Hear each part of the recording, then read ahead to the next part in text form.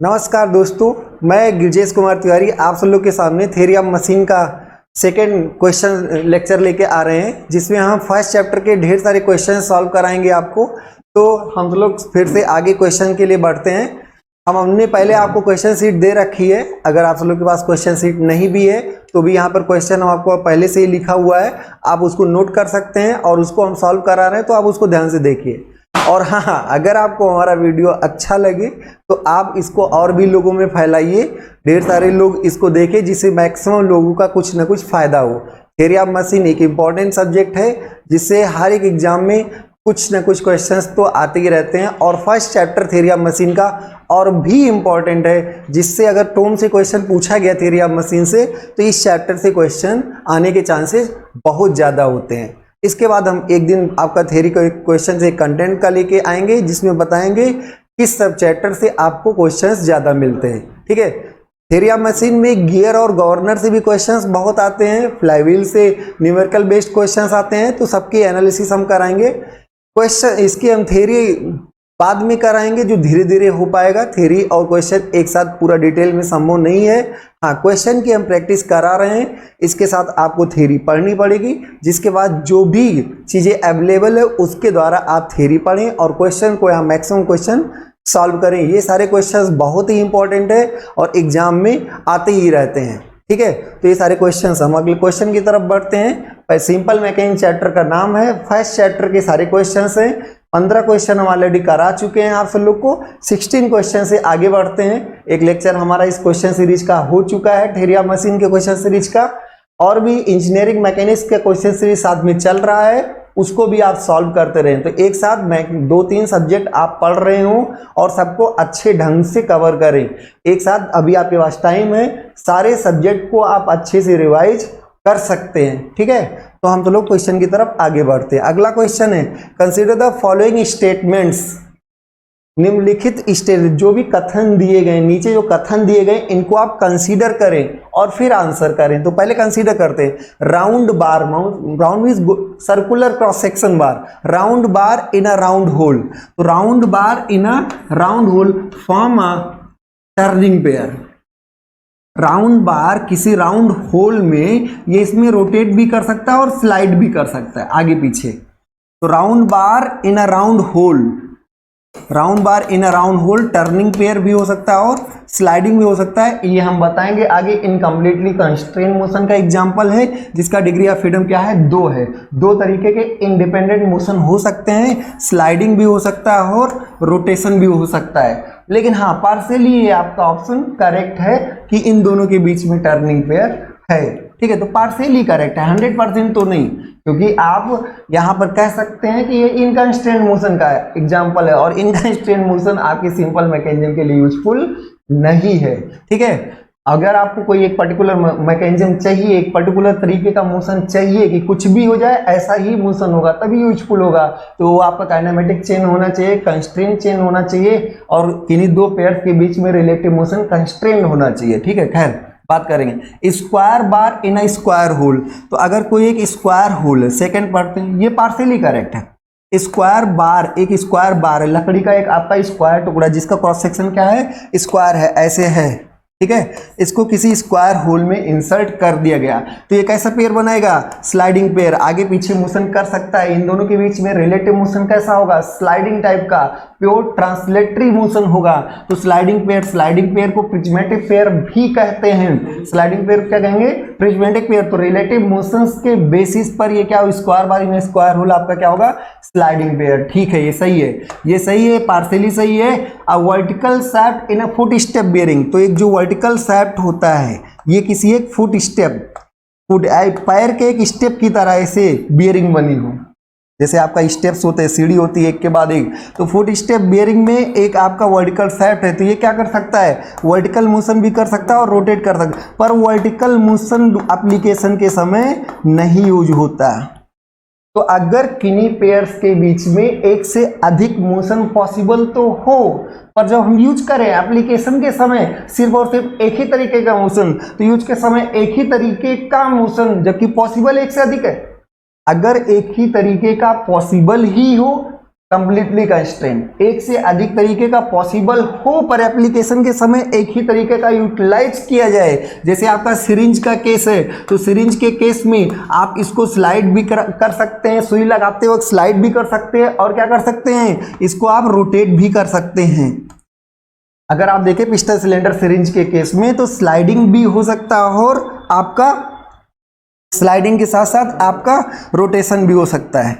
तो रोटेशन के स्लाइडिंग भी हो सकता है और रोटेशन, लेकिन जब आप सिरिंज लगवा रहे, जब सुई आप कहीं अप्लाई कर रहे होते हैं तो उस सिचुएशन में क्या आप घुमा के नहीं, सिर्फ आप स्लाइडिंग। तो अगर एक से अधिक तरीके का पॉसिबल हो पर यूज या एप्लीकेशन के समय एक ही मोशन हो, एक ही मोशन मतलब कंस्ट्रेंट मोशन, तो वो क्या होगा, सक्सेसफुली कंस्ट्रेंट, कंप्लीटली कंस्ट्रेंट नहीं, क्योंकि सफलतापूर्वक वो कंस्ट्रेंट बनाया गया। ठीक है, तो vertical shaft in a foot step bearing, तो वर्टिकल मोशन इसमें होता नहीं है, ये आपका वर्टिकल मोशन रिस्ट्रिक्ट कर दिया जाता है, सिर्फ और सिर्फ क्या है, रोटेशन अलाउड है। तो ये क्या होगा, सक्सेसफुली कंस्ट्रेंट मोशन। तो ये भी सही, ये भी सही और ये पार्शियली सही, तो यहाँ पे ऑप्शन होगा 1, 2 एंड 3। ठीक है, next, which mechanism produces intermittent, intermittent मतलब रुक रुक के, जैसे घूम गए रुक गए, थोड़ा घूमे फिर रुक गए, फिर घूमे फिर रुक गए, फिर, तो रुक रुक के motion, intermittent rotary motion. Intermittent मतलब टुकड़ों में रोटरी मोशन, रुक रुक के rotary motion, from a continuous rotary motion. तो आपके पास जो मोटर है वो लगातार घूम रहा है, लेकिन जो आपको मोशन मिल रहा है मैकेनिज्म से वो क्या है, रुक रुक के मिल रहा है, थोड़ा थोड़ा घूम गए, थोड़ा थोड़ा घूम गए। एक होता है कि आप लगातार ऐसे घूमते रहे, और एक होता है घूमे रुक गए, घूमे और रुक गए। तो इंटरमिटेंट मोशन कहां से, कॉन्टिन्यूअस रोटरी मोशन से। कौन देता है, जेनेवा मैकेनिज्म। कौन देता है, जेनेवा मैकेनिज्म। कैटसन या टर्क में यूज किया जाता है। Whitworth quick return mechanism आपको क्या करेगा, Whitworth rotary to rotary converter होता है। डबल क्रैंक मैकेनिज्म होता है, किसका इन्वर्जन है, सिंगल स्लाइडर का मैकेनिज्म। कब मिलता है, क्रैंक को फिक्स करने से। स्कॉच योक मैकेनिज्म डबल क्या है, किसका, डबल स्लाइडर का इन्वर्जन है साइन फंक्शन के लिए। इलेक्ट्रिकल ट्रेमल किसका है, ये आपका डबल स्लाइडर का है। तो डबल स्लाइडर का किसके लिए, इलिप्स को फॉर्म करने के लिए, इलेक्ट्रिकल पाथ को ट्रेस करने के लिए। अगला, Which amongst the following constitute a higher pair? निम्नलिखित में से कौन हायर पेयर बना रहा है, इन सब में से। Which amongst मतलब जो दो से अधिक हो जाते हैं, दो होते तो बिटवीन होता है, तो which amongst the following निम्नलिखित में से कौन सा constitute a higher pair, higher pair बना हुआ। तो ball and socket joint, spherical joint, और यहाँ पर एरिया कॉन्टैक्ट, एरिया कॉन्टैक्ट मतलब लोअर पेयर। तो हायर पेयर का मतलब क्या हुआ, पॉइंट या फिर लाइन कांटेक्ट, पॉइंट या फिर लाइन कांटेक्ट। और लोअर पेयर का क्या मतलब हुआ, लोअर पेयर का मतलब एरिया कांटेक्ट, एरिया मतलब सरफेस कांटेक्ट, एरिया का मतलब सरफेस कांटेक्ट। बात समझ में आ रही है ना। तो बॉल एंड सॉकेट ज्वाइंट आपका क्या है, बॉल एंड सॉकेट ज्वाइंट आपका होगा स्फेरिकल पेयर, एक ऐसे कैविटी के अंदर गोला, तो उस केस में ये सरफेस कांटेक्ट होगा, तो ये आपका लोअर पेयर नहीं, हायर पे पूछा गया।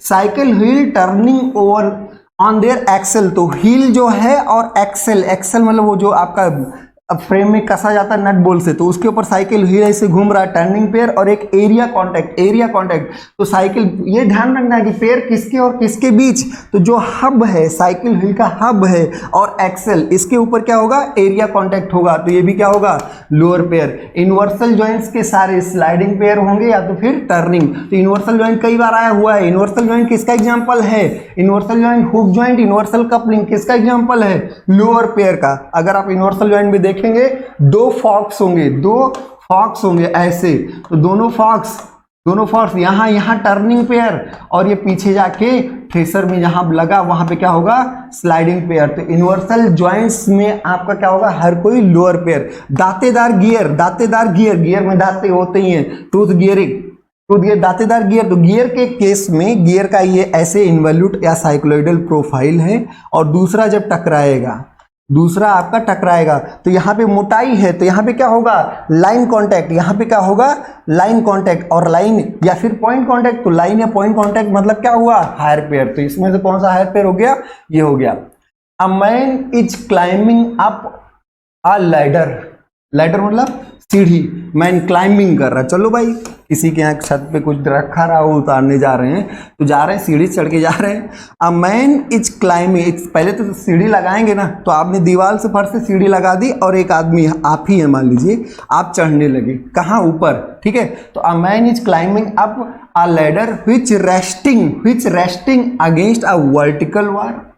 जो आपका सीढ़ी है वो क्या है, resting against a vertical wall है ये, ठीक है। When he was exactly half way up, जब वो एग्जैक्टली मिड पॉइंट पर होगा, एग्जैक्टली ये यहां से यहां पहुंच गया, exactly mid point, the ladder started slipping, उस समय ये लैडर क्या हुआ, सरकने लगा। आप जा रहे थे और जब बीच में जैसे पहुंचे ये लैडर क्या हुआ, started slipping, the path trace by the man, तो इसका जो पाथ होगा वो आपका क्या होगा, सर्कुलर पाथ होगा, सर्कुलर आर्क होगा, सर्कुलर आर्क। यही अगर मिड पॉइंट के अलावा कहीं बीच में या तो ऊपर या तो नीचे होता तो क्या बनाता है, एलिप्स।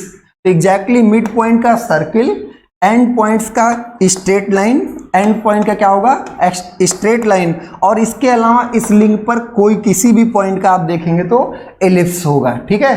तो आपसे क्या पूछा गया था, मिड पॉइंट का, तो मिड पॉइंट का क्या होगा, circle. Second question, Scotch yoke mechanism is used to generate, Scotch yoke mechanism double slider का इन्वर्जन है। स्कॉच योक मैकेनिज्म किसका इन्वर्जन है, डबल स्लाइडर मैकेनिज्म का। और डबल स्लाइडर में क्या होंगे, दो टर्निंग पेयर होंगे और दो स्लाइडिंग पेयर होंगे। बात समझ में आ रही है। तो डबल स्लाइडर का इन्वर्जन और स्कॉच योक आपका क्या होगा, स्कॉच योक रोटरी, कॉन्टिन्यूअस रोटरी मोशन को अगर आप देखें तो ऐसे होगा यहां पर, और यहां पर एक स्लाइडर को आपने फिक्स कर दिया।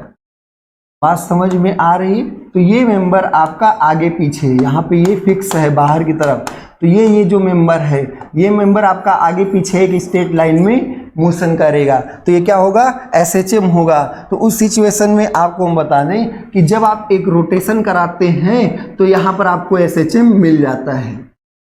Rotary to SHM, Scotch yoke mechanism किस लिए होगा, rotary to SHM, rotary to क्या करें, oscillatory motion.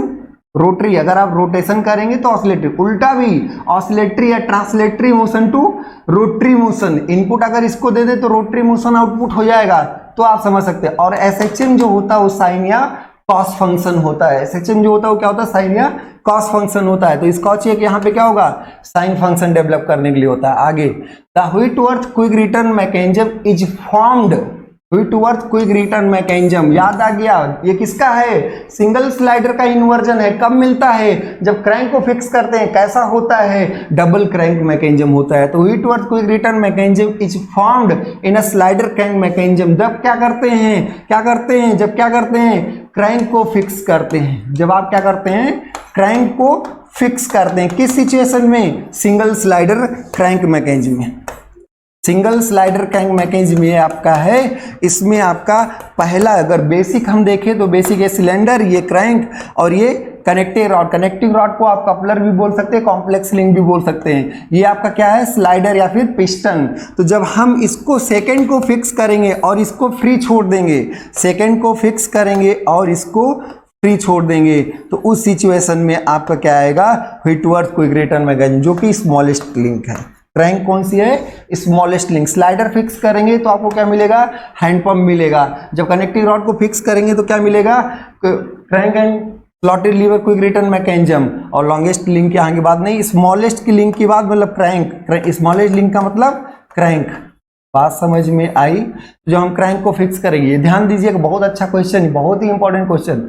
Match list 1 with list 2, 1 से 2 को मिलाना है, ठीक है, 1 से 2 को मिलाना है, 1 से 2 को मिलाना है। तो इसको हम लोग ध्यान देते हैं कैसे, 1 और 2, ठीक है भाई। स्लाइडर क्रैंक मैकेनिज्म, कैसे स्लाइडर क्रैंक मैकेनिज्म, एक आपका ये फिक्स है, एक लिंक, 2 लिंक, 3 लिंक और ये 4 लिंक हैं, और चारों लिंक में एक टर्निंग, एक टर्निंग, एक टर्निंग, और ये यहाँ पर स्लाइडिंग। तो अगर 4 लिंक हों और 3 टर्निंग पेयर और एक स्लाइडिंग पेयर, तो क्या हो गया, slider crank mechanism. 4 link 3 turning और एक स्लाइडिंग पेयर, तो क्या हो गया स्लाइडर क्रैंक मैकेनिज्म। अब इसमें ध्यान दीजिए, जब बेसिक आपका फिक्स होता है, तो जब आपका सिलेंडर फिक्स होता है, दो लोग मिलते हैं, रेसिप्रोकेटिंग इंजन या रेसिप्रोकेटिंग कंप्रेसर, वो डिपेंड करता है इनपुट और आउटपुट पर। अगर आपने पिस्टन को धक्का देके क्रैंक को घूमते हुए पाया है, इनपुट पिस्टन पर है, आउटपुट क्रैंक पर, आईसी इंजन हो गया। अगर आप क्रैंक को घुमा रहे हैं और यहां पर किसी को दाबते हुए पा रहे हैं, कंप्रेसर हो गया, रेसिप्रोकेटिंग कंप्रेसर। तो एक ही इन्वर्जन के मल्टीपल एप्लीकेशंस हो सकते हैं। बात समझिए, रोटरी टू रेसिप्रोकेटरी है, तो रेसिप्रोकेटरी टू रोटरी जैसा आप यूज करें, तो एप्लीकेशंस बहुत होते हैं, इन्वर्जन आपका एक ही है।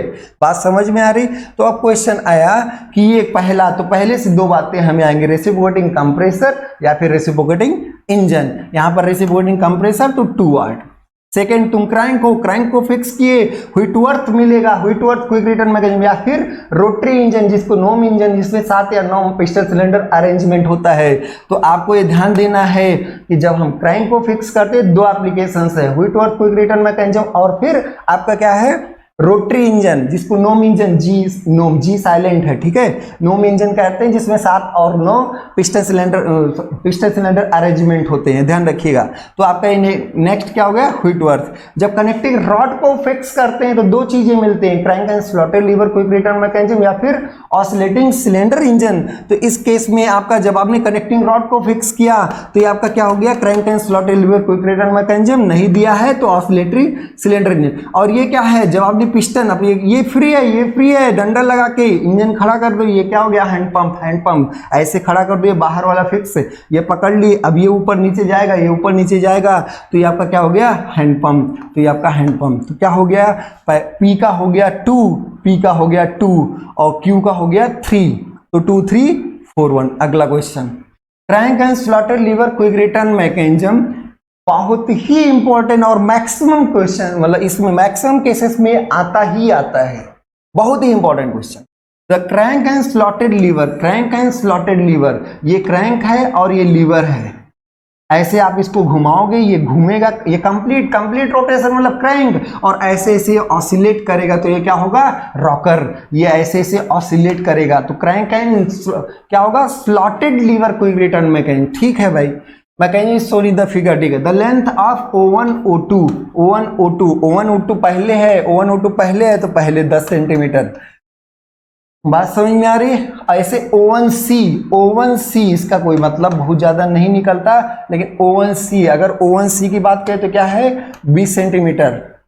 एंड O2A कितना है 5 सेंटीमीटर, O2A कितना है 5 centimetre respectively. The quick return ratio क्या होता है भाई, क्विक रिटर्न रेशियो, तो क्विक रिटर्न रेशियो, क्विक मतलब जल्दी, रिटर्न मतलब लौटना, रेशियो किसका लौटना, तो भाई आप गए धीरे गए, ज्यादा समय लगा, रास्ता उतना ही बड़ा है, रास्ता नहीं बदल गया, जाके मिल के आओगे तो घर नहीं बदल जाएगा, शिफ्ट नहीं होगा, लेकिन हाँ गए धीरे, तो आपके केस में उल्टा होता है, आप जल्दी जाते हैं, लेकिन हाँ ठीक है, इस केस में देखिए गए धीरे और लौटे तेजी से, रात हो रही थी लौटे जल्दी से, तो जाने में फॉरवर्ड स्ट्रोक का टाइम और ये क्या होगा रिटर्न स्ट्रोक का टाइम। अगर फॉरवर्ड स्ट्रोक और रिटर्न स्ट्रोक का टाइम सेम हो तो उस सिचुएशन में हम कोई रिटर्न नहीं होगा, तो कहेंगे वो तो यूनिफॉर्म वेलोसिटी गया भाई, धीरे गया और धीरे चला है, या यूनिफॉर्म एक्सेलरेशन भी हो सकता है, बशर्ते जिस तरह आपका जाने का पैटर्न है वही आपका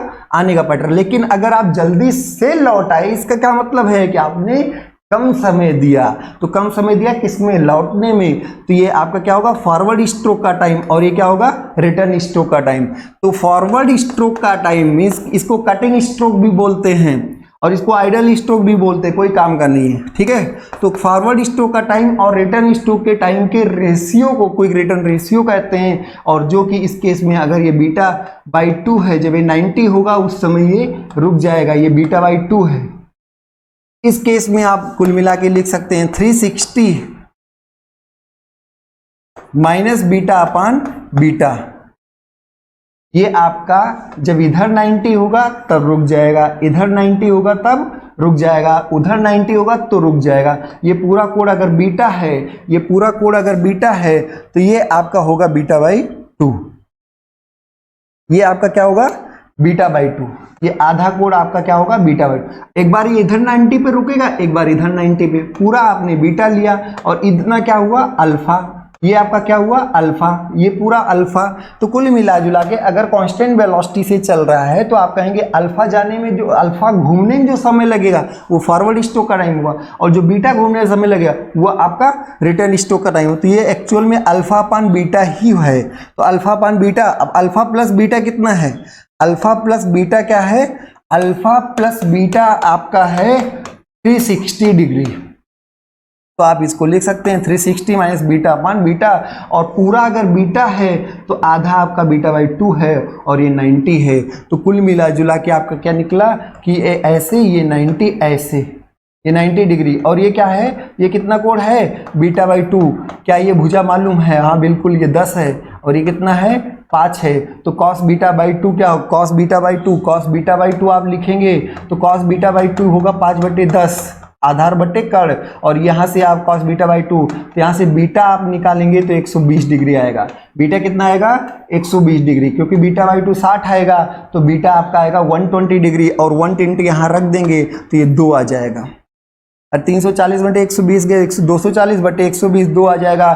तो इस सिचुएशन में आप कह सकते हैं, ये कंक्लूजन भी है कि अगर आपका ये 5 हो, ये 10 हो, ये 8 हो, ये 16 हो, मतलब क्या है, क्रैंक की लंबाई कनेक्टिंग रॉड या फिक्स लिंक की लंबाई की आधी हो, या फिर फिक्स लिंक कनेक्टिंग रॉड की लंबाई क्रैंक की लंबाई की दुगनी हो, तो उस समय कोई रिटर्न रेशियो 2 ही आता है। इसका उल्टा अगर ये 5 ये 10 है, ऐसे ये 25 और 50 होता तो भी 2 ही आता, ये 25-50 होता तब भी 2 आता, 50-100 होता तब भी 2 आता। इसका उल्टा भी कि अगर कोई रिटर्न रेशियो 2 है तो क्रैंक की लंबाई कनेक्टिंग रॉड की लंबाई की, क्रैंक की लंबाई कनेक्टिंग रॉड की लंबाई की आधी होगी। ये ध्यान रखिएगा, अगर कोई रिटर्न रेशियो 2 है तो आपका कनेक्टिंग रॉड या 2 फिक्स सेंटर, ये सेंटर है क्रैंक का, ये सेंटर है रॉकर का, तो 2 फिक्स सेंटर के बीच की दूरी क्रैंक की लंबाई की दुगनी होगी, बशर्ते कंडीशन की कोई रिटर्न रेशियो 2 हो। वैसे उल्टा भी सही, सीधा भी सही, 2 दूनी 4 और 2 चौके 8, तो 4 दूनी 8 भी होता है, ऐसे होता है। तो कभी कोई रिटर्न रेशियो दिया रहेगा, ये लंबाई दी रहेगी, ये पूछ लिया जाएगा आधा करके बता दो। कभी ये दोनों लंबाई आधा आधा दिया रहे, बोले ये इसका डबल कुल मिला के दिया है, क्रैंक की लंबाई कनेक्टिंग रॉड की लंबाई की आधी दी रहेगी, कोई रिटर्न रेशियो पूछेगा कितना होगा 2 होगा। अगला बात करें, which are the following mechanism shown do और does not have single degree of freedom. किस मैकेनिज्म का डिग्री ऑफ फ्रीडम सिंगल एक नहीं है, किसका डिग्री ऑफ फ्रीडम एक नहीं। तो डिग्री ऑफ फ्रीडम का एक ही फार्मूला हमारे पास अभी तक पता है, आगे और भी हम चेंज कराएंगे। तो degree of freedom equal to होगा 3l-1 3l-1 minus 2j-1h। L क्या है नंबर ऑफ लिंक्स, J क्या है number of equivalent binary joints, H क्या है हायर पेयर। हायर पेयर आपने देख लिया, ठीक है। तो 3l-1 इक्विवेलेंट, ये आपका लोअर पेयर है, इक्विवेलेंट लोअर पेयर। तो इसमें बात करें तो एक फिक्स एक नंबर सबसे पहले फिक्स, ये भी इसका साइड फिक्स, इसका फिक्स, पूरा फ्रेम इसको रोके हुए है तो ये फिक्स, और ये दूसरा गियर और ये तीसरा। तो नंबर ऑफ लिंक्स इसमें कितने हुए 3, number of links 3।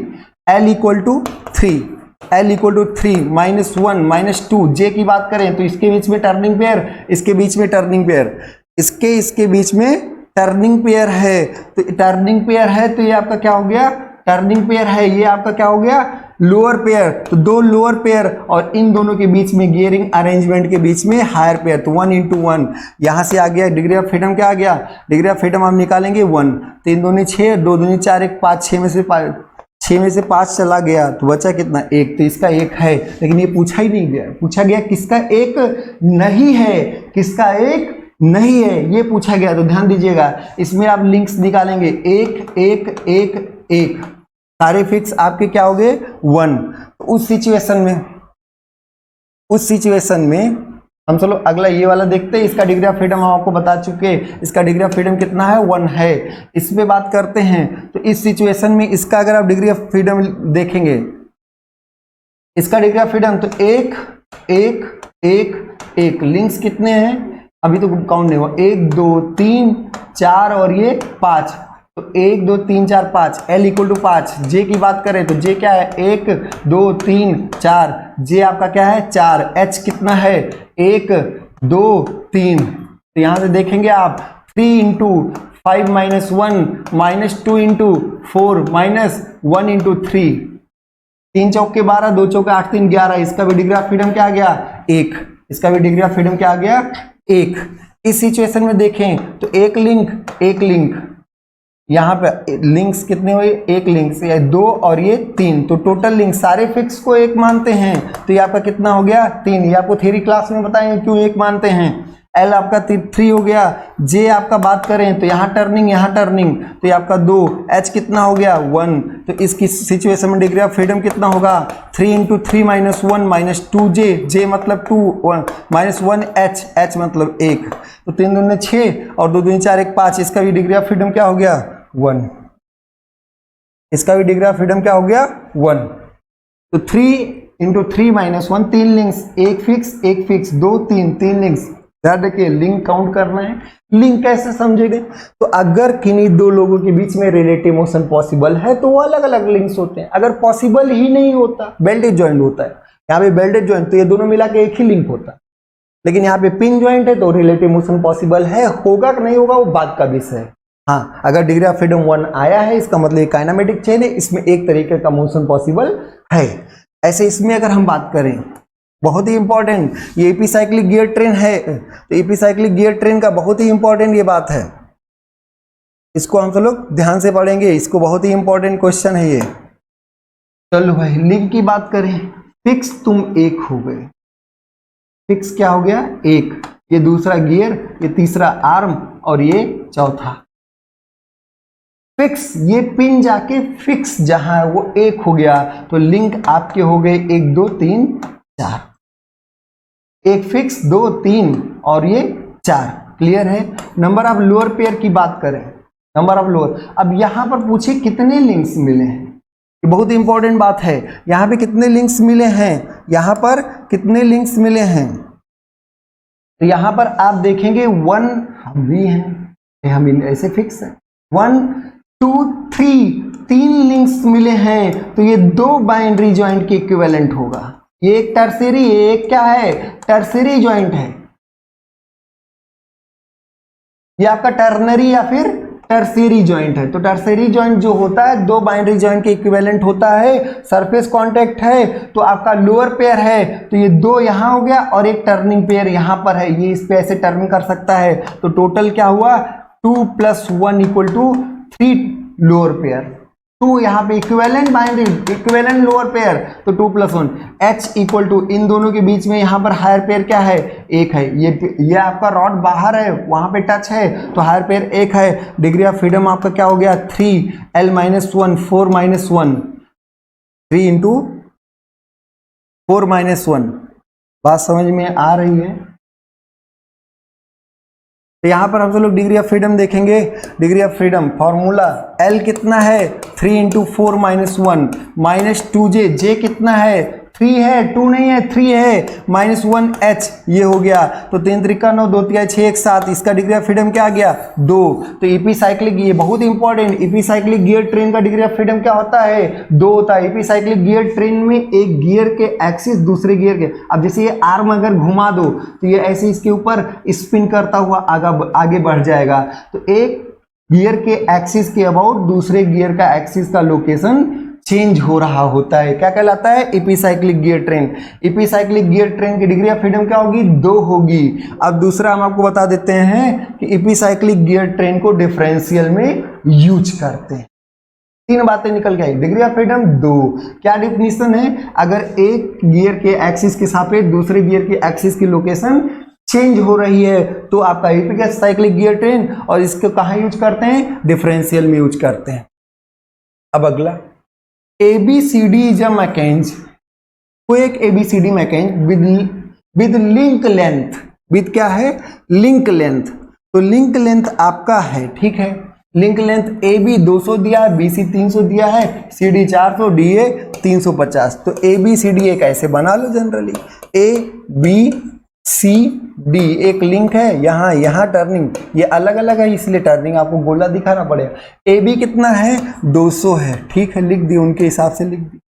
B C कितना है 300 है, सी डी कितना है 400 है, डी ए कितना है 350 है। Which one of the following link should be fix, कौन सी लिंक फिक्स होनी चाहिए for the resulting mechanism to be double crank mechanism. तो जब भी आप इसको समझेंगे तो सबसे पहले ग्रॉसेफ लॉ समझेंगे कि शॉर्टेस्ट और लॉन्गेस्ट लिंक का समेशन अदर टू लिंक्स जो बचा है, अदर टू लिंक्स के समेशन के योगफल से कम या उससे बराबर होगा, तभी आपका क्रैंक पॉसिबल है। क्रैंक क्या होता है, जिसका जो कंप्लीट रोटेशन कर सकता है, जो 360 डिग्री कंप्लीट घूम सकता है, कॉन्टिन्यूअस मोशन कर सकता है, क्रैंक कहलाता है। रॉकर है तो कॉन्टिन्यूअस मोशन नहीं, उसको कहीं ना कहीं रुकना है। कोई एक लीवर है ऐसे ऑसिलेट कर रहा है तो एक तरफ रुकना जरूर है, फिर वापस आना है, फिर रुकना है। लेकिन अगर कोई घूम रहा है तो वो लगातार कॉन्टिन्यूअस मोशन कर रहा है, तो क्रैंक कॉन्टिन्यूअस मोशन करता है, रॉकर आपका क्या होगा फ्लक्चुएटिंग, मतलब यहाँ पे ऑसिलेटिंग मोशन करता है। ठीक है, बात समझ में आ रही। तो पहले तो हम यही चेक करेंगे क्या ग्रॉसेफ लॉ फॉलो हो रहा है। सबसे छोटा कौन 200, सबसे बड़ा कौन 400, तो 200 और 400 का योगफल क्या है 600, और 300 और 350, बाकी बचे कौन, तो बाकी बचे 300 और 350, तो 300 और 350 का योगफल क्या हो गया 650। तो शॉर्टेस्ट और लॉन्गेस्ट लिंक का समेशन आया 600 और अदर टू का क्या आया 650, ये कंडीशन फुलफिल, मतलब आपका शॉर्टेस्ट और लॉन्गेस्ट का योगफल अदर टू के योगफल से कम है, तो ग्रॉसेफ लॉ फॉलो हो रहा है। अब ग्रॉसेफ कह रहे हैं कि अब हमारी बात अगर फॉलो हो रही है तो सबसे छोटे को फिक्स करोगे डबल क्रैंक मिलेगा, सबसे छोटे को फिक्स करोगे क्या मिलेगा, स्मॉलेस्ट को फिक्स करोगे डबल क्रैंक मिलेगा। स्मॉलेस्ट से जुड़े हुए एसेंट इससे जुड़े हुए किसी भी लिंक को फिक्स करोगे तो आपको क्या मिलेगा, क्रैंक रॉकर मिलेगा। तब आपको क्या मिलेगा, क्रैंक और रॉकर। एसेंट से जुड़े हुए किसी लिंक को फिक्स करोगे तो क्रैंक रॉकेट, और शॉर्टेस्ट से जुड़े हुए को तो क्रैंक रॉकर, और शॉर्टेस्ट के अपोजिट को फिक्स करोगे। अच्छा, अपोजिट को जब फिक्स करोगे तो हम क्या हो जाएंगे, कपलर। अपोजिट के सामने वाले लिंक को कपलर या कॉम्प्लेक्स लिंक कहते हैं। मतलब इसको हम बोल सकते हैं कि जब आपका शॉर्टेस्ट लिंक कपलर की भांति व्यवहार करेगा, मतलब क्या होगा कि शॉर्टेस्ट का अपोजिट फिक्स किया गया, तो जब आपका शॉर्टेस्ट का अपोजिट फिक्स किया जाएगा तो आपका डबल रॉकर मैकेनिज्म मिलेगा। मतलब क्या होगा, रॉकर मैकेनिज्म होगा, लीवर मैकेनिज्म होगा, और इसी को हम ऑसिलेटरी टू ऑसिलेटरी कन्वर्टर कहेंगे। डबल क्रैंक को रोटरी टू रोटरी कन्वर्टर कहेंगे। कब मिलेगा, शॉर्टेस्ट लिंक को। तो क्या पूछा गया है, Which one of the following, निम्नलिखित ABCD 4 लोग थे, निम्नलिखित में से कौन सा link should be fix one होना चाहिए फॉर रिजल्टिंग, जब आपको रिजल्टिंग मैकेनिज्म मिले, क्योंकि अलग अलग लिंक को फिक्स करेंगे अलग अलग मैकेनिज्म मिलेगा, वही इन्वर्जन होता है बेसिक मैकेनिज्म का। चारों को अलग अलग फिक्स कर दो, अलग अलग तरीके के मैकेनिज्म, मैक्सिमम पॉसिबल इन्वर्जन क्या होंगे, नंबर ऑफ लिंक्स के बराबर। ठीक है, टू बी डबल क्रैंक के लिए शॉर्टेस्ट को फिक्स, लेकिन शॉर्टेस्ट को फिक्स तब जब ये आपका कंडीशन फॉलो हो। तो हाँ हो रहा है, इसलिए शॉर्टेस्ट को फिक्स किए, और शॉर्टेस्ट को फिक्स किए तो क्या मिल गया हमें, डबल क्रैंक। यही अगर पूछता डबल रॉकर कब मिलेगा, तो डबल रॉकर तब मिलेगा जब शॉर्टेस्ट के अपोजिट मतलब सीडी को फिक्स करेंगे। अगर ये पूछे क्रैंक रॉकर कब मिलेगा, तो क्रैंक रॉकर में चाहे आप बीसी फिक्स कर दीजिए चाहे एडी, किसी भी शॉर्टेज से जुड़ी हुई किसी भी लिंक को फिक्स कर दें, क्रैंक रॉकर मैकेनिज्म मिल जाए ना। आगे, a planar mechanism has 8 links and 10 rotary joints. L कितना है 8 है, रोटरी जॉइंट्स मतलब टर्निंग पेयर मतलब लोअर पेयर मतलब इक्विवेलेंट बाइनरी जॉइंट्स, तो rotary joints, turning pair, lower pair, revolute pair, pin joint, और उसके बाद ये आपका निकल के आया लोअर पेयर। तो इक्विवेलेंट लोअर पेयर कितना है 10 है। Number of degree of freedom, कितना आसान क्वेश्चन था, degree of freedom 3 into L -1 -2J H है नहीं है तो 1 इंटू शून्य कर दे, 3 7 21 और 20 कितना आ गया 1 आ गया, डिग्री ऑफ फ्रीडम क्या हो गया 1 हो गया। Which are the following are example of force closed kinematic pair? Force closed को हम ओपन पेयर भी कहते हैं। मतलब क्या है कि हम दो लोग पेयर बनाए, लेकिन हमें कोई अगर दबा के नहीं रखेगा तो हम भाग भी सकते हैं। अगर किसी पेयर को फॉर्म करने के लिए किसी एक्सटर्नल फोर्स की जरूरत पड़े तो आपका फोर्स क्लोज्ड काइनेमेटिक पेयर कहलाता है। अगर किसी पेयर को फॉर्म किए, मोशन कराने के लिए बल लगेगा वो अलग बात है, लेकिन अगर पेयर फॉर्म करने के लिए किसी एक्सटर्नल फोर्स की जरूरत नहीं है, वो अपने आप में ही सफिशिएंट है पेयर बनाए रखने के लिए। जैसे पिस्टन सिलेंडर के बीच में कहीं भागने वाला नहीं है पिस्टन सिलेंडर, कनेक्टिंग रॉड और पिस्टन में पिन लग गया तो भागेगा नहीं, लेकिन अगर आप मोशन चाहते हैं तो बल लगाना पड़ेगा। वो अलग चीज है कि हम एक तरफ एनर्जी देंगे, एक तरफ यूजफुल मैकेनिकल वर्क लेंगे, तभी तो मशीन बनेगा। लेकिन नहीं, अगर पेयर को बनाए रखने के लिए ही हमें कोई एक्सटर्नल फोर्स लगाना पड़े तो क्या कहलाएगा? आपका फोर्स क्लोज्ड पेयर कहलाएगा। अब एक्सटर्नल फोर्स ग्रेविटी भी हो सकता है और एक्सटर्नल फोर्स आप क्या हो सकता है? ग्रेविटी भी हो सकता है एक्सटर्नल फोर्स, और अगला आपका स्प्रिंग फोर्स भी हो सकता है। कोई भी आप एक्सटर्नल फोर्स लगा सकते हैं, मैग्नेटिज्म फोर्स लगा दीजिए, धरती माता वाला फोर्स लगा दीजिए। तो अगला, which of the following are example of force closed kinematic pair. तो कैम एंड रोलर, तो कैम एंड फॉलोअर में जब आप कैम एंड फॉलोअर देखेंगे तो फॉलोअर को कैम के साथ बनाए रखने के लिए या तो फॉलोअर भारी होगा, धरती माता होंगी, या तो यहाँ पे कोई एक स्प्रिंग फोर्स आपको लगाना पड़ेगा। तो ये आपका क्या हुआ? Force closed kinematic pair. वही पूछा गया। डोर क्लोजर मैकेनिज्म, तो अगर आप देखें तो डोर को क्लोज करने के लिए यहाँ पर हम लोग स्प्रिंग फोर्स द्वारा एक जैसे धक्का दिए फिर वो बंद हो जाए तो वहां पर एक एक्सटर्नल स्प्रिंग फोर्स लगाया जाता है, तो force close pair. Automatic clutch के स्लाइडर क्रैंक मैकेनिज्म, नहीं, स्लाइडर क्रैंक मैकेनिज्म में कोई भी आपको पेयर बनाए रखने के लिए बल लगाने की जरूरत नहीं है। तो स्लाइडर क्रैंक मैकेनिज्म अपने आप में सेल्फ क्लोज्ड पेयर है, जिसको क्लोज्ड पेयर भी बोलते हैं। फोर्स क्लोज को ओपन पेयर भी बोलते हैं।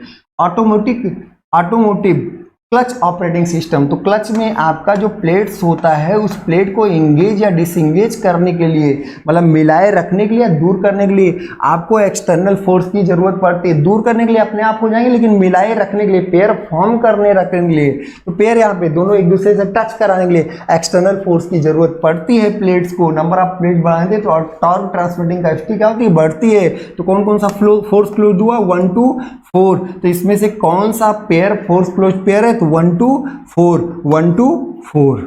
अगला, the length of a link of a 4 bar linkage. 4 bar linkage याद आ गया हमें।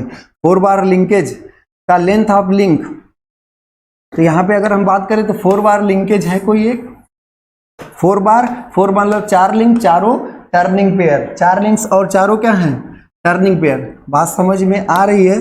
तो ये आपका हो गया। द लेंथ आपको दिया, ये P है, ये Q है, ये R है, ये S है। लेंथ का कुछ मान होगा, PQRS 10, 12, 15, 17 कोई भी मान। तो the length of link of 4 bar linkage with revolute pair only. Revolute pair का मतलब कि 4 बार चेन की बात है, टर्निंग पेयर है ओनली। PQRS यूनिट्स, ठीक है। गिवन दैट, अब इसमें कंडीशन दिया, ये बहुत इंपॉर्टेंट कंडीशन, ये बहुत ही इंपॉर्टेंट कंडीशन। PQRS, P सबसे छोटा। अगर इसमें पूछा जाए कि कौन सबसे छोटा है तो आपका कौन सबसे छोटा है? P सबसे छोटा है। बात समझ में आई? तो P आपका सबसे छोटा है, ठीक है। Which of these links, PQRS में these links should be fix one, कौन सी लिंक फिक्स होनी चाहिए? सबसे छोटी वाली फिक्स होनी चाहिए। फॉर ऑप्टिंग डबल क्रैंक, हमें क्या चाहिए? Rotary to rotary converter, double crank चाहिए। तो शॉर्टेस्ट लिंक का मतलब P, शॉर्टेस्ट लिंक का P। बहुत ही मोस्ट इंपॉर्टेंट क्वेश्चन इस चैप्टर का क्या है? मोस्ट इंपॉर्टेंट क्वेश्चन, मार्क रखिएगा, बहुत ध्यान रखिएगा। Match the following with respect to special, बहुत important, with respect to special mechanism. Special mechanism का मतलब ही क्या हुआ कि डिग्री ऑफ फ्रीडम हम 6 पर बात करेंगे, 3 पर नहीं। स्पेस में मैक्सिमम पॉसिबल आपका डिग्री ऑफ फ्रीडम क्या होगा? 6, 3 रोटेशन और 3 ट्रांसलेशन। तो आपका ये ध्यान रखना है कि स्पेशियल मैकेनिज्म को ध्यान रखते हुए आंसर करना है। टाइप्स ऑफ जॉइंट दिया हुआ और इधर क्या दिया? टाइप्स ऑफ कंस्ट्रेंट या फिर रिस्ट्रेंट, रुकावट दिया है। ये नहीं दिया है कि डिग्री ऑफ फ्रीडम बताना है। 6 होता है, 6 भी कितना, कौन सा जोड़ रोकता है, ध्यान रखिए। अगर आपका पेयर बनता है किसी के साथ तो कुछ न कुछ रिस्ट्रिक्शन तो आएंगे ही। मैक्सिमम पॉसिबल आपका डिग्री ऑफ फ्रीडम क्या है? 6 है। अगर आप किसी के साथ पेयर बना लिए तो कुछ ना कुछ तो एक आध, हर कोई जोड़ की अपनी अपनी कैपेबिलिटी होती है, वो आपके अलग अलग डिग्री ऑफ फ्रीडम को रोकती है। कोई कोई डिग्री ऑफ फ्रीडम एकदम से रोक देता है, वो जाम कर देता है, जैसे वेल्डेड ज्वाइंट कर दी। तो पेयर आपको ये ध्यान रखिएगा, कुछ रिस्ट्रेंट, कंस्ट्रेंट पूछा गया है, इधर आपका क्या है, टाइप ऑफ ज्वाइंट है, किसको ध्यान में, मतलब 6 के 6 को ध्यान में रखते हुए आंसर करना। बात समझ में आ रही ना? तो यहाँ पे आपको 6 को ध्यान में रखते हुए आंसर करना है, ध्यान रखिए। आगे बढ़ते हैं। Types of joint, revolute pair मतलब क्या हुआ, पिन ज्वाइंट। रिवोल्यूट पेयर का मतलब पिन ज्वाइंट, एक पटरे के ऊपर दूसरा पटरा ऐसे पिन करके जोड़ दिया। अब ये क्या कर सकता है, इसके सापेक्ष, एक के सापेक्ष दूसरे में क्या हो सकता है, सिर्फ और सिर्फ टर्निंग, सिर्फ और सिर्फ टर्निंग। एक ही, अब क्या सारे एक्सिस के अबाउट नहीं, सिर्फ एक, इसके बोर्ड के परपेंडिकुलर एक्सिस के अबाउट टर्निंग, और सिर्फ अगर एक ही टर्निंग हो सकता है, अगर आपका सिर्फ एक ही टर्निंग हो सकता है तो उस सिचुएशन में 5 रुका होगा, तो नंबर ऑफ कंस्ट्रेंट्स कितने होंगे, 5। नंबर ऑफ रिस्ट्रेंट्स कितने होंगे, 5। नंबर ऑफ रुकावट कितना होगा, 5। सिलेंड्रिकल मतलब कि सिलेंडर और सिलेंडर, एक सिलेंडर के अंदर दूसरा सिलेंडर, एक सिलेंडर के अंदर दूसरा सिलेंडर, तो ये क्या कर सकता है, ट्रांसलेट कर सकता है, और ये क्या कर सकता है, रोटेट कर सकता है। तो इसकी डिग्री ऑफ फ्रीडम क्या होगी, 2। कौन सी, ट्रांसलेटरी और रोटरी। तो नंबर ऑफ कंस्ट्रेंट कितने होंगे, तो नंबर ऑफ कंस्ट्रेंट्स होगा 4। 6 में से 2 आप घटाए तो कितना हुआ, 4। अरे भैया 6 था, जो भी आप रिस्ट्रेंट करा दोगे वही आपका क्या होगा, डिग्री ऑफ फ्रीडम। ऐसे इसका उल्टा भी, अगर आपसे रिस्ट्रेंट्स पूछा जाए तो 6 में से जितना आप डिग्री ऑफ फ्रीडम होगा, तो 2 डिग्री ऑफ फ्रीडम है, 2 स्वतंत्रता भी है। आगे पीछे जा सकते हैं क्या, ऊपर नीचे, नहीं भाई, हम केवल स्लाइड कर सकते हैं एक डायरेक्शन में, उसके अलोंग।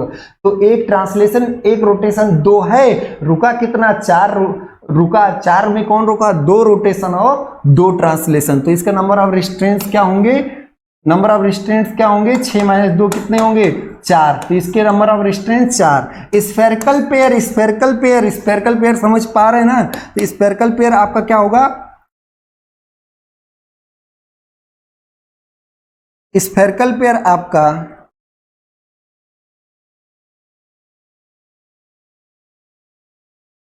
स्फेरिकल पेयर की बात करते हैं। स्फेरिकल पेयर का मीनिंग ही होता है कि एक स्फेयर के अंदर, एक कैविटी के अंदर एक दूसरा स्फेरिकल एलिमेंट, जैसे आप पेन स्टैंड में देखे होंगे, जैसे आप मिरर पोजिशनिंग सिस्टम में देखे होंगे, तो आपके मिरर पोजिशनिंग सिस्टम या फिर पेन स्टैंड या नियर हिप ज्वाइंट, तो ये एक कैविटी के अंदर, ये स्फेयर गोला है, सर्किल नहीं भाई, गोला, वृत्त नहीं है, गोला है, स्फेयर है। तो स्फेरिकल ज्वाइंट में आप तीनों तरीके से घूम सकते हैं। ऐसे घूम जाओ, ऐसे टेढ़ा मेढ़ा, तीनों एक्सिस के अबाउट, रोटेशन तीनों पॉसिबल है, पर ट्रांसलेशन कोई पॉसिबल नहीं है। तो तीनों पॉसिबल है, तो नंबर ऑफ रिस्ट्रेंट्स भी 3 होंगे। कौन से रिस्ट्रेंट्स होंगे, कौन से कंस्ट्रेंट्स होंगे, ट्रांसलेशन के होंगे। तो आपका कुल मिला के इसका रिस्ट्रेंट्स 5, इसका रिस्ट्रेंट 4 और इसका रिस्ट्रेंट्स 3। कब, स्पेशल मैकेनिज्म को ध्यान में रखें, प्लेनर नहीं, स्पेशल मैकेनिज्म को ध्यान में रखते हुए 5, 4, 3। तो नंबर ऑफ रिस्ट्रेंट्स 5, लेकिन ये ध्यान रखिए 5 पर नहीं है, 5 2 पर है, ये बड़ा इंपॉर्टेंट है। 5 यहाँ पे कहाँ है, 2 पर है, तो पहले का आंसर यहाँ पे 2 होगा, लेकिन 2 की जब 5 दिया तो क्या कर रही है, ये तो घुमा दिया जल्दी, ठीक है। तो 2 आपका हो गया, 2 पहला, P क्या होगा, 2 से मिलेगा, P किससे मिलेगा, 2 से। 2 एक्चुअल में नहीं, वो 5 है, लेकिन 5 2 की जगह दिया है, बड़ा इंपॉर्टेंट। Q 4 है, 4 कहाँ दिया, 3 पर दिया, 4 कहाँ दिया, 3 पर, और स्फेरिकल 3 है, 3 कहाँ दिया, 1 पर। तो 2 3 1, एक्चुअल में ये 5, अगर रिस्ट्रेंट्स की बात करते तो 5 4 3 है, रिस्ट्रेंट्स की बात कर ले, और वो भी आंसर है, लेकिन ये आंसर गलत है। यहाँ पे आपको ध्यान रखना, आंसर मैच कराना ही इसमें कलाकारी थी। बहुत ही इंपॉर्टेंट क्वेश्चन, मोस्ट इंपॉर्टेंट, इसलिए इसका आंसर मैच कराना ही आपको क्या कहती, सबसे बड़ी कलाकारी थी। बहुत ही इंपॉर्टेंट ये भी क्वेश्चन है, ऐसे केसेस, ये पैरेललोग्राम है, एक समांतर चतुर्भुज है, ऐसे केसेस का डिग्री ऑफ फ्रीडम निकालना। अगर पढ़ती डबल पैरेललोग्राम मैकेनिज्म, ठीक है भाई, दो पैरेललोग्राम दिख रहा है, एक्चुअल में इसमें तीन पैरेललोग्राम बने हुए हैं, एक एक और एक बड़ा हुआ, लेकिन ठीक है दो parallelogram. The double parallelogram mechanism is shown in the figure. Note that PQ is single link, PQ is single link, ठीक है। मोबिलिटी, मोबिलिटी मूव करने की एबिलिटी, मोबिलिटी का मतलब ही होता है डिग्री ऑफ फ्रीडम। मोबिलिटी का मतलब जान तो शब्द विच्छेद कर लो भाई, मूव करने की एबिलिटी, तो मोबिलिटी ऑफ लिंकेज का मतलब degree of freedom. Degree of freedom निकालना है तो डिग्री ऑफ फ्रीडम एकदम लेमैन की तरह। लेमैन क्या करता है, L निकालेगा, J निकालेगा, H निकालेगा। तो L इसमें बात करें, एक फिक्स, दो, और ये आपका 3, और ये 4, और ये 5। अगर सीधी रेखा में ऐसे है तो ये आपका क्या, एक ही लिंक होगा, लेकिन अगर ऐसे टेढ़ी रेखा में भी ऐसे है तो ये भी आपका क्या होगा, एक। जब बोल दे क्या कि bell crank lever, bell crank lever, तो अगर बेल क्रैंक लीवर है उस सिचुएशन में ऐसे कुल मिला के एक सरिये को मोड़ दिया गया, यहाँ कोई और जुड़ने वाला है, तो एक सरिये को अगर ऐसे मोड़ दिया गया तो क्या इसमें रिलेटिव मोशन पॉसिबल हो जाएगा? नहीं, इसमें अलग होगा, नहीं। तो ये एक सिंगल लिंक में, बशर्ते ये लिखा हो। अगर ये नहीं लिखा है तब इसकी सिचुएशन में ये क्या होगी, अलग अलग दो लिंक्स होगी। अगर आपका ये नहीं लिखा हुआ है तो इस सिचुएशन में, अगर आपका बेल क्रैंक लीवर नहीं लिखा हुआ है तो ये आपकी अलग अलग लिंक्स होगी, ऐसे। बात समझ में? तो इस सिचुएशन में लिंक कितना, 1 2 3 4 5, 1 2 3 4 5, तो नंबर ऑफ लिंक्स 5। जे की बात करें, तुम बाइनरी, तुम है 2 3 4 5 6, सारे इक्विवेलेंट लोअर पेयर, हाँ बिल्कुल 6, 1 2 3 4 5 6। एच क्या है, कहीं हायर पेयर नहीं है, तो डिग्री ऑफ फ्रीडम यहाँ निकालेंगे क्या, 3 × 5 - 1 - 2 × 6, कितना आया, 0, 3 चौके 12। ये गलत है। तो ये आपका एकदम लेमैन की तरह था, जिसको कुछ नहीं पता, A for apple, B for ball, Tom का नहीं पता, वो ऐसे सॉल्व कर लिया, ऐसे किया। तो जब आपका पैरेललोग्राम लिंकेज, जो ध्यान रखिए, रट लीजिए, इसलिए इंपॉर्टेंट है। जब आपका पैरेललोग्राम लिंकेज, चाहे यहाँ 50 लिंक ऐसे जुड़ जाए, ऐसे 1 2 और पैरेलल, बशर्ते पैरेलल, ये एक्सेप्शन के केस में आता है। डिग्री ऑफ फ्रीडम का जब ये फार्मूला कभी हम थ्योरी में आपको बेसिकली बताएंगे कि degree of freedom equal to बताएंगे 3L - 1 - 2J - 1H। जब आपको ये बताएंगे तो आपको बताएंगे कि इसमें लिंक की लंबाई को कंसीडर नहीं किया गया, छोटा भी एक लिंक है और बड़ा भी, तो लेंथ को कंसीडर नहीं किया गया, तो ये तो 100% एप्लीकेबल नहीं होगा। हाँ, मैक्सिमम केसेस में वो सही है, इसमें ये आपका एक्सेप्शन है। तो जब आपका पैरेललोग्राम लिंकेज हो तो उस सिचुएशन में आपको ये करना ही नहीं है। आप घूम के हर बार डिग्री ऑफ फ्रीडम क्या होगा, 1, इसको घुमाओगे, ये सारे आपके सेम स्पीड से, इसकी जो वेलोसिटी होगी वही इसकी भी एंगुलर वेलोसिटी होगी, वही इसकी भी एंगुलर वेलोसिटी होगी। तो ये आप देख सकते हैं लोकोमोटिव कपलिंग्स में लगा होता है, एक ऐसे घूमता है, दूसरा भी आपका उसी स्पीड से घूम रहा होता है। तो बहुत ही इंपॉर्टेंट, इसको आप ध्यान रखिएगा। इसका डिग्री ऑफ फ्रीडम क्या होगा, 1 होगा, ठीक है। अगला क्वेश्चन कर लेते हैं, ये भी इंपॉर्टेंट है। Planar closed kinematic chain is formed, planar closed kinematic chain is formed. Link PQ आपको 2 दिया है, PQ आपको क्या दिया है, 2 दिया है, QR आपको दिया है 3, RS दिया है 2.5 और SP क्या दिया है 2.7। विद ऑल रेवल्यूट, मतलब कि सारे टर्निंग पेयर हैं। रेवल्यूट पेयर का मतलब टर्निंग, तो ये आपका P है, ये आपका Q है, ये आपका R है, ये आपका S है। PQ RS में सारी लंबाई दी हुई है to obtain rocker mechanism, rocker mechanism, double rocker चाहिए। अब ध्यान दीजिएगा इसको बहुत, पहले हम ग्रॉसेफ लॉ चेक करेंगे। सबसे छोटा कौन, 2 है, सबसे बड़ा कौन, सबसे बड़ा 3, तो 2 3, शॉर्टेस्ट प्लस लॉन्गेस्ट इक्वल क्या आ गया 5, अदर 2 P + Q, अदर 2 कितना आ गया, अदर 2 आ गया 27 और 25, मतलब 5.2, अदर 2 तो यही है ना 5.2। क्या ग्रॉसेफ लॉ फॉलो हो रहा है, बिल्कुल। शॉर्टेस्ट प्लस लॉन्गेस्ट का सोल्यूशन अदर 2 से क्या है, योगफल से छोटा है, ग्रॉसेफ लॉ फॉलो हो रहा, तब वो कहेगा शॉर्टेस्ट को फिक्स करोगे तो हम डबल क्रैंक देंगे, शॉर्टेस्ट का अपोजिट फिक्स करोगे तो डबल रॉकर। शॉर्टेस्ट कौन है, PQ है, इसका PQ का अपोजिट कौन है, तो PQ का अपोजिट, आपका PQ का अपोजिट कौन है, ये है। तो जब RS को फिक्स करोगे तब डबल रॉकर मिलेगा, हो गया आंसर। RS को फिक्स करेंगे डबल रॉकर। यही आपसे पूछा है डबल क्रैंक कब मिलेगा, तो जब हम PQ को फिक्स करते, जब हम PQ को फिक्स करते तो डबल क्रैंक मिलता है। Number of degree of freedom of epicyclic gear train अभी कराया था, तो एपिसाइक्लिक गियर ट्रेन का डिग्री ऑफ फ्रीडम क्या होगा 2। कहाँ यूज करते हैं डिफरेंशियल में, कहाँ यूज करते हैं डिफरेंशियल में। हाइड्रोलिक ऑयल जो है इन हाइड्रोलिक प्रेस, तो हाइड्रोलिक प्रेस जो है उस सिचुएशन में आपका हाइड्रोलिक ऑयल ये थोड़े बड़ा होता है, इसका एरिया, ये एरिया बड़ा होता है, ये बहुत छोटा होता है। यहाँ फ्लूइड भर दिए और इधर से दबाए एक लोग को, और यहाँ तुम बैठे थे, तुम उठ गए, तुम भारी थे, हम यहाँ थोड़ा लगा दिया, आप उठ गए, तो ये हाइड्रोलिक प्रेस। ये फ्लूइड क्या है, फ्लूइड भी एक लिंक की बात व्यवहार करता है, इधर का धक्का उधर ट्रांसफर करता है, तो यहाँ पर क्या कहलाएगा फ्लूइड लिंक। हाइड्रोलिक ऑयल जो है यहाँ पे क्या है फ्लूइड लिंक है। Which are the mechanism producer mathematically exact straight line, mathematically exact straight line. तो एग्जैक्ट स्ट्रेट लाइन के लिए 3 है, पॉसिलियर, हार्ट और स्कॉट रेसल। पॉसिलियर, हार्ट और स्कॉट रेसल, तो आपका पॉसिलियर यहाँ पे सही है, ठीक है। अप्रोक्सीमेट स्ट्रेट लाइन के लिए वाट है, रॉबर्ट्स है, ग्रॉसहॉपर है, और क्या है मॉडिफाइड स्कॉट रेसल है, तो वो सारी चीजें हम लोग टेचबिचेफ मैकेनिज्म भी होता है, तो यहाँ पे पॉसिलियर आपका सही है, एग्जैक्ट स्ट्रेट लाइन, ये क्या है पॉसिलियर। अगला बहुत ही अभी इंपॉर्टेंट है, छोटा क्वेश्चन है। In 4 bar mechanism according to the Grashof's law which make complete revolution, जो कंप्लीट रेवोल्यूशन ऐसे घूम सकता है, हम चले ऐसे घूम गए चारों, पूरा चारों तरफ ऐसे घूम गए, तो कंप्लीट रेवोल्यूशन में कहीं रुकना नहीं पड़ता, कॉन्टिन्यूअस मोशन कहलाता है, ये क्या कहलाएगा क्रैंक कहलाएगा, ये क्या कहलाएगा क्रैंक कहलाएगा, ठीक है। अब इसको हम लोग आगे अगला क्वेश्चन हम कल सॉल्व करेंगे। आज के लिए बस इतना ही।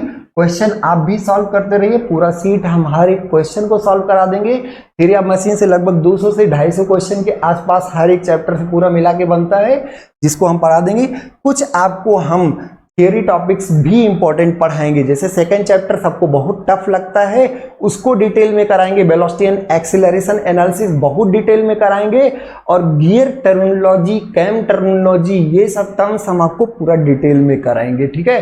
तो सेकंड चैप्टर, हाँ लास्ट में हो सकता है कि हम वाइब्रेशंस के भी कुछ क्वेश्चन कैच करें और वाइब्रेशन को हम डिटेल में डिस्कस कराएं, ठीक है। तो आज के लिए अगर आप सब लोग को हमारा सेशन अच्छा लगता है तो और भी लोगों में फैलाइए, ज्ञान बढ़ाने से ही फैलाने से ही बढ़ता है, तो ढेर सारी जगहों पे फैलाइए, जिससे हमें भी मोटिवेशन मिले और अच्छा लगे, ठीक है। हम अगर आपका साथ पाएंगे तो बहुत ही अच्छा करने वाले हैं और बहुत ज्यादा आगे भी जाएंगे। आज के लिए इतना ही, बहुत बहुत धन्यवाद।